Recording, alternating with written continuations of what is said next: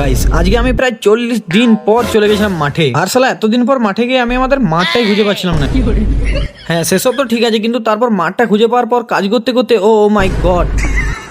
হ্যাঁ মানে কেসটা হচ্ছে সেদিন সকাল সকাল আমি একটা বান্দরকে চাপিয়ে দিয়েছিলাম আমাদের পেয়ারা গাছ, আর সে শালা একটাও পেয়ারা পারতে পারিনি, তাই আর কি এক বাটি কষ্ট নিয়ে একটা ছোট পাড়া দেখতে কাকা আর একটা ছোট ভাইকে নিয়ে চলে গেছিলাম মাঠে। কারণ সকালবেলায় বাবা আদেশ দিয়েছিল মাঠে কিছু কাজ আছে সেটা করতে, আর তোমরা তো বুঝতেই পারছো বাবার আদেশ যদি না মানি তাহলে বাবা ঘর থেকে বের করে দিতেও পারে। হ্যাঁ সেটা বড় কথা নয়, বড় কথা হচ্ছে শালা এতদিন পর মাঠে এসে আমি আমাদের মাঠটাই খুঁজে পাচ্ছিলাম না। শালা এটা আমাদের মাঠ না এটা আমাদের, কিছু তো বুঝতেই পারছি না। আর এই বোঝাবুঝি করতে করতে যদি একটা সাপ আমার সামনে চলে আসে তাহলে তো বুঝতেই পারছো তোমাদেরকে আবার ওই গানটায় স্টোরি লাগাতে হবে। চলা গয়া চাঁদ কাহা আসমা কো ছোড় কে।